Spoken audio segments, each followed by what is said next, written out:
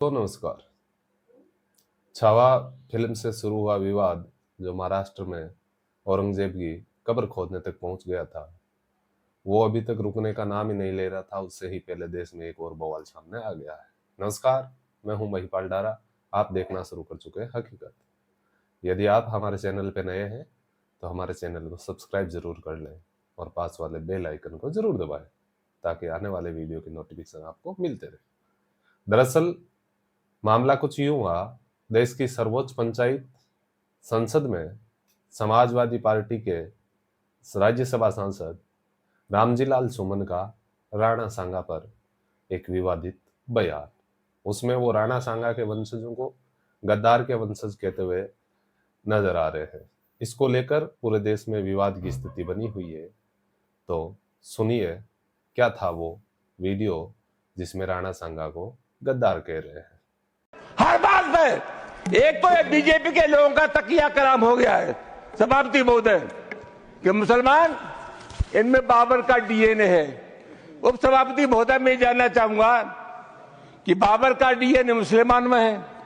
हिंदुस्तान का मुसलमान तो बाबर को अपना आदर्श मानता नहीं है, वो तो मोहम्मद साहब को अपना आदर्श मानता है, सूफी संतों की परंपरा को अपना आदर्श मानता है।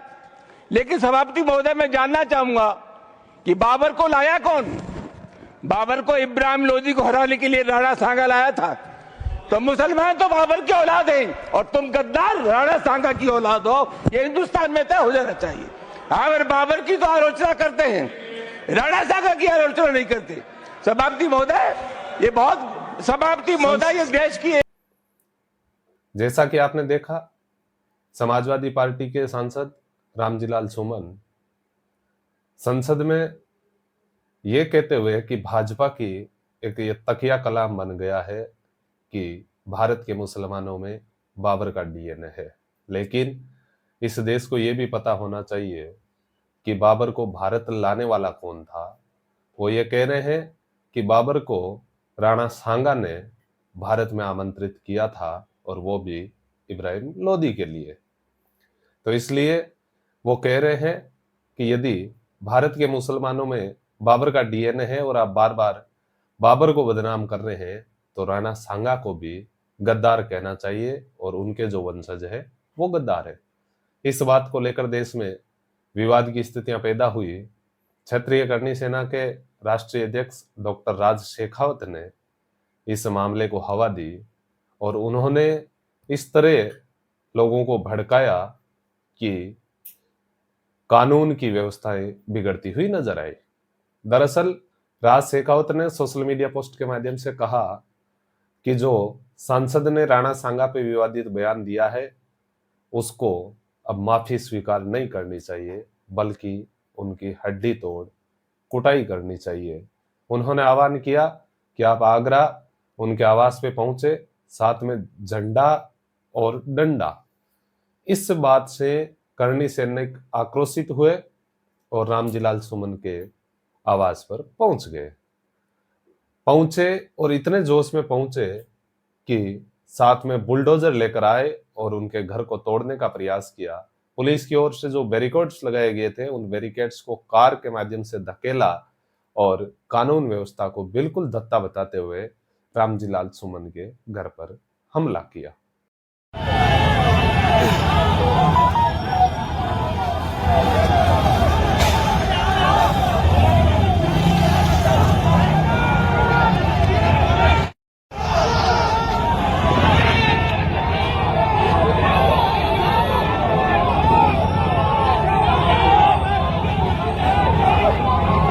हम कदापि ये नहीं कहते कि रामजी लाल सुमन ने जो बयान दिया वो सही है।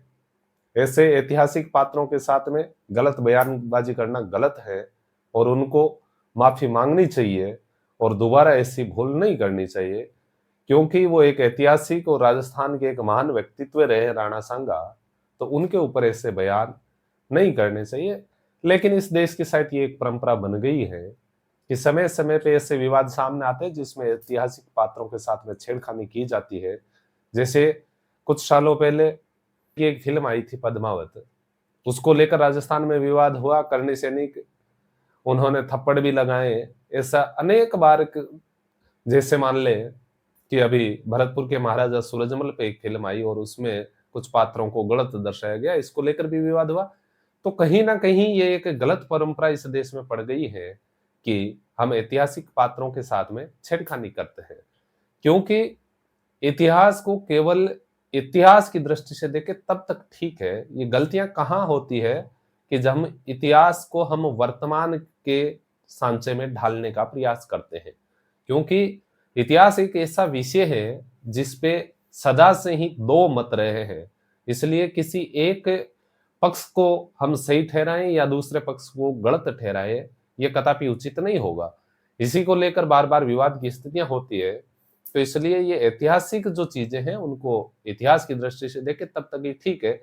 लेकिन एक परंपरा जो बीते कुछ सालों से शुरू हुई, कहीं पे हम कब्र खोद रहे हैं, कहीं पे मस्जिदों के नीचे मंदिर खोजने की जो परंपरा चली है, तो उससे कहीं न कहीं इस प्रकार के विवाद जन्म ज़रूर लेंगे।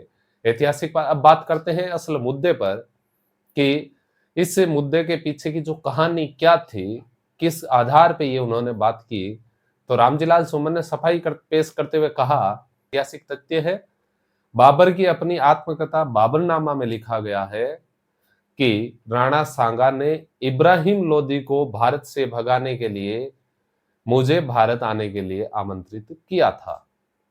लेकिन जब पानीपत के युद्ध में इब्राहिम लोदी और बाबर की सेना आमने-सामने थी, उसमें राणा सांगा ने ये उनसे कमिटमेंट किया था कि आप उधर से आओ पंजाब की तरफ से और मैं आगरा की तरफ से आता हूं और इब्राहिम लोदी को इस देश से बाहर निकालते हैं।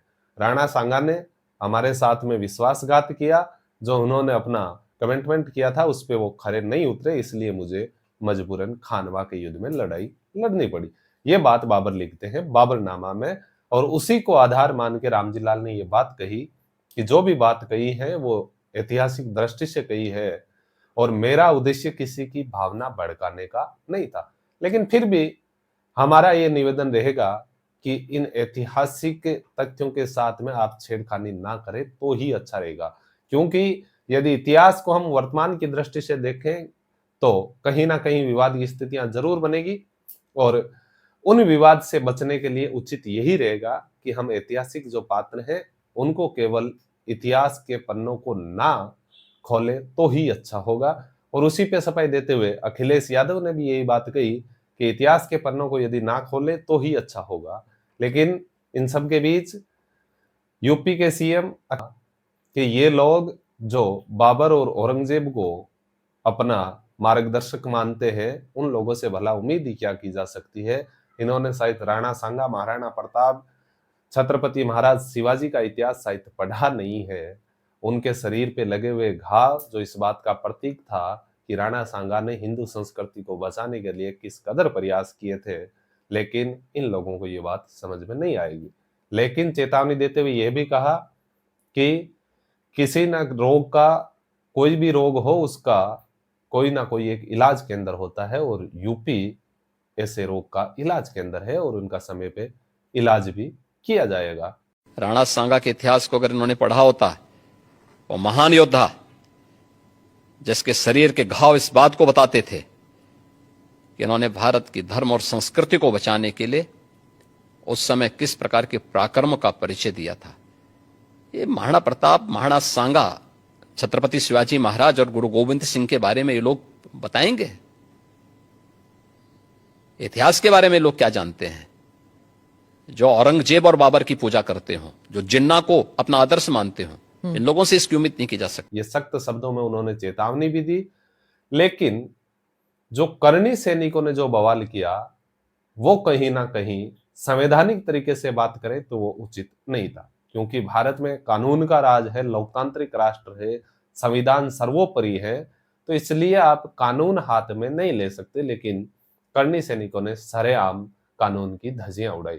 हाँ बिल्कुल, बेशक आप विरोध कीजिए यदि ऐसे कोई फालतू की अनर्गल बयानबाजी करते हैं जैसे जिससे कि हमारे महापुरुषों को, हमारे ऐतिहासिक पात्रों को यदि कोई उनकी छवि को धूमिल करने का प्रयास करते हैं तो उनके लिए कानून के दरवाजे आप खटखटाएं और कानून के माध्यम से आप सहायता मांगे तो शायद अच्छा होगा।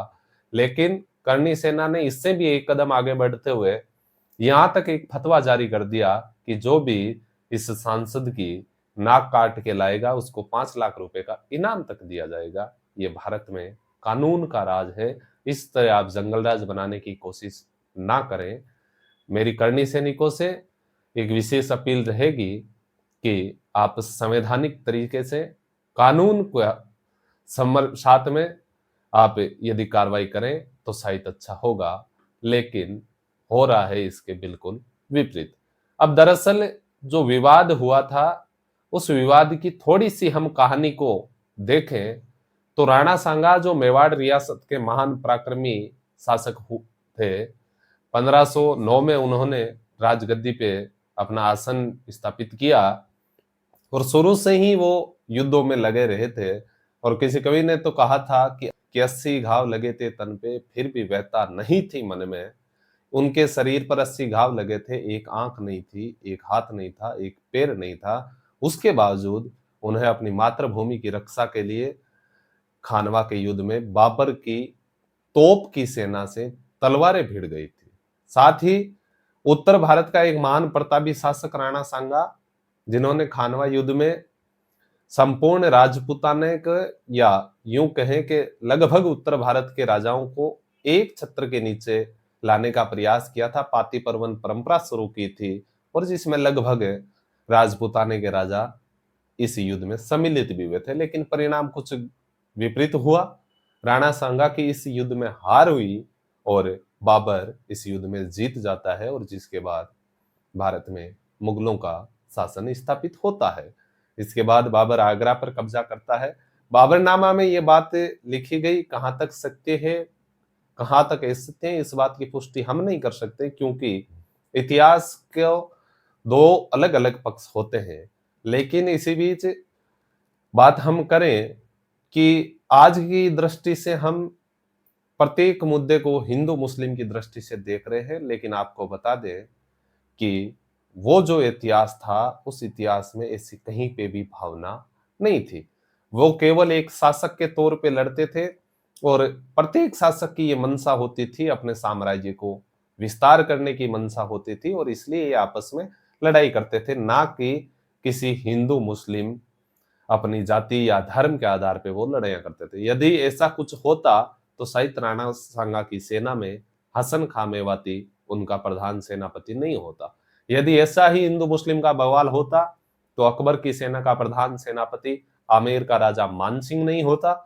ऐसा ही कुछ होता तो राजा मानसिंह हल्दी घाटी के मैदान में महाराणा प्रताप से युद्ध नहीं लड़ता। ऐसा कुछ मसला उस समय नहीं था, लेकिन वर्तमान परिप्रेक्ष्य में हम इन इतिहास की बातों को हिंदू मुस्लिम के एंगल से देखते हैं, जो कहीं ना कहीं इस देश को एक गलत राह पे ले जा रही हैं और उसी का परिणाम है कि कहीं पे कब्रें खोदी जा रही हैं, कहीं पे मस्जिदों के नीचे से मंदिर खोजे जा रहे हैं। इतिहास है, जब तक इतिहास रहेगा तब तक ठीक है। वो हमारे सम्मानित व्यक्ति हैं, ऐतिहासिक पात्र हैं, हमको उनका सम्मान करना चाहिए। और वो सच में राणा सांगा जैसे तो महान व्यक्तित्व राजस्थान के लिए पूजनीय है, जिन्होंने अपने जीवन में 50 से ज्यादा लड़ाइयां लड़ी और खानवा की लड़ाई को छोड़ दे तो बाकी सभी लड़ाइयों में उन्होंने जीत हासिल की थी। तो इस बात को लेकर फिलहाल राजस्थान ही नहीं यूपी समेत पूरे भारत में ये आग फैली हुई है और सपा सांसद से माफी मांगने का प्रयास भी किया जा रहा है। लेकिन एक बार पुनः मैं अपील करता हूं कि जो भी करे शांतिपूर्वक तरीके से कानून के सम्मत आप कार्रवाई करें, ताकि किसी प्रकार के उपद्रव के हालात इस देश में ना पैदा हो। साथ ही आपको यदि ये वीडियो पसंद आया तो आप अपने मित्रों के साथ में इस वीडियो को शेयर जरूर करें।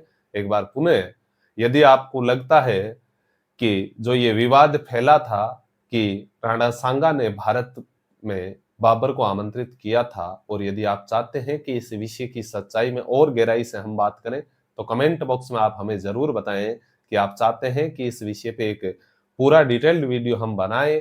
तो यदि आपके कमेंटों की संख्या ज्यादा होगी तो हम कोशिश करेंगे कि इस पूरे मुद्दे को ऐतिहासिक दृष्टि से हम समझने का प्रयास करेंगे कि आखिर राणा सांगा ने इब्राहिम लोदी को हराने के लिए बाबर को भारत में बुलाया था या नहीं था। इस बात में कितनी सच्चाई है उसको जानने का प्रयास हम करेंगे। तो कमेंट बॉक्स में अपनी राय जरूर दें।